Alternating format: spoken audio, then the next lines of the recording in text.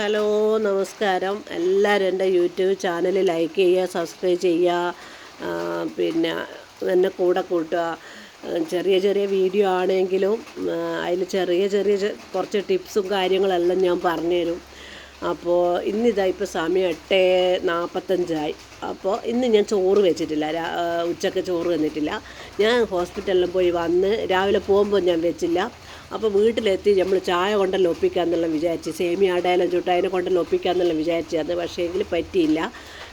ബാവേട്ടനും മോനും എത്തിയിട്ടില്ല. അപ്പം കാണാൻ വിളിക്കുന്നത് ഇന്ന് ഉച്ചക്ക് ചോറ് തിന്നിട്ടില്ല, അതുകൊണ്ട് ചോറ് വേണമെന്നും പറഞ്ഞിട്ട്.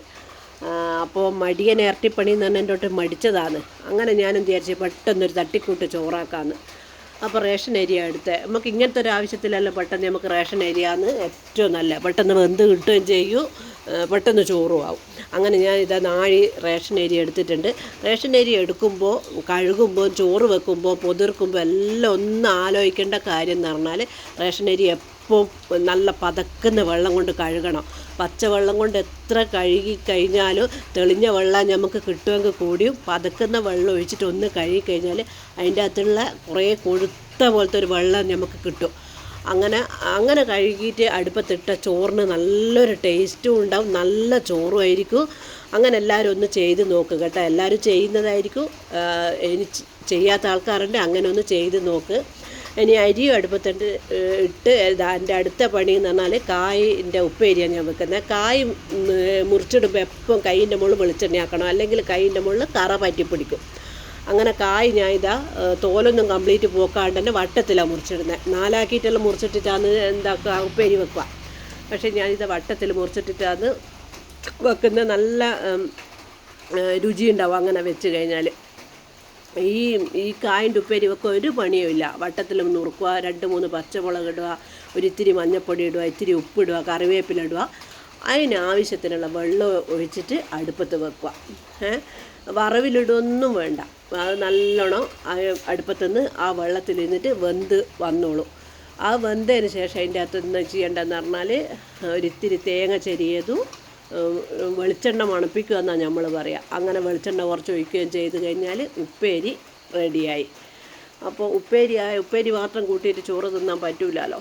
അപ്പം ഞാൻ എന്ത് ചെയ്ത് ഒരിത്തിരി ചമ്മന്തി അരക്കാമല്ലോ എന്ന് വിചാരിച്ച്, ചമ്മന്തിക്ക് മുളക് പൊടിയാണേലും വറുത്തിടുന്ന മുളകാണെങ്കിലും ഞാൻ എന്നാ ചെയ്യാന്ന് പറഞ്ഞാൽ, ഒന്നങ്ങ് എണ്ണയിൽ അങ്ങ് ചൂടാക്കി കളയും. എന്നാൽ നല്ലൊരു രുചി കിട്ടും നമുക്ക് ചമ്മന്തിക്ക്. അപ്പം ഞാൻ 5 മുളക് എടുത്തിട്ടുണ്ട്. 5 മുളകും ഞാൻ ചീനച്ചട്ടിയിൽ വെളിച്ചെണ്ണയിൽ വെച്ച് ഒന്ന് വാട്ടിയെടുത്ത്, പിന്നെ ഉള്ളിയും പുളിയും എടുത്ത്, പിന്നെ നിങ്ങൾക്ക് അങ്ങനെ അടുക്കളയിൽ കയറുമ്പോൾ മടിയുള്ളൊരു സംഭവം ഉണ്ടാവില്ലേ, എനിക്ക് ഏറ്റവും മടിയുള്ളൊരു സംഭവമാണ് തേങ്ങ ചിരകൽ. ഒരിത്തിരി ഇഷ്ടമില്ല, പക്ഷേ ചിരകാണ്ടോട്ട് രക്ഷയുമില്ല. ഇപ്പോൾ എനിക്ക് തലയൊന്നും അങ്ങനെ കുലുങ്ങിക്കൂടാത്തതുകൊണ്ട്, അങ്ങനെ അത് ഇളകാൻ പറ്റാത്തതുകൊണ്ട് ഞാൻ മക്കൾ ഇടയ്ക്ക് ചിരകിയിട്ട് കുറച്ച് തോനെ വെച്ച് തരും. ഇന്ന് ഞാൻ തന്നെ ചിരകിയതാണ്. കുറേ ഇവരെ കാല് പിടിക്കണം വിളിച്ച് കൊണ്ടുവരണമെങ്കിൽ. അപ്പോൾ ഇന്ന് ഞാൻ തന്നെ ചിരകി ഇങ്ങനെ മുളകൊന്ന് വാട്ടിയെടുക്കുക.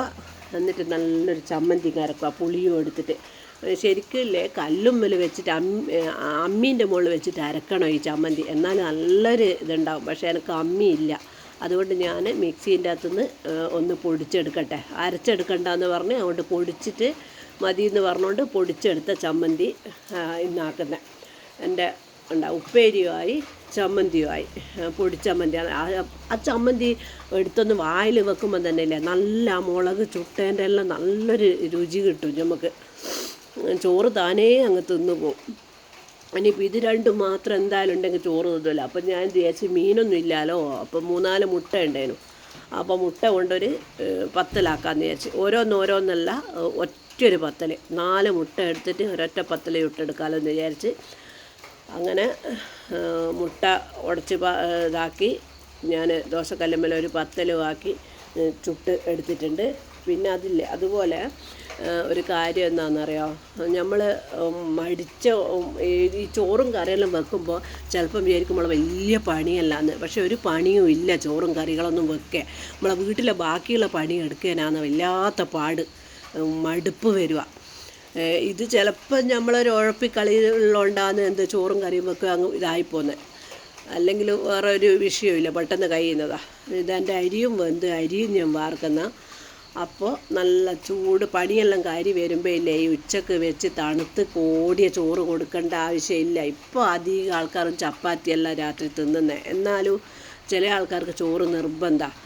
അങ്ങനെ ഞാനിതാ മുട്ട എടുത്ത് ഉടച്ച് 4 മുട്ട എടുത്തിട്ടുണ്ട്. അതിന് ഒരൊറ്റ പത്തലാക്കാം.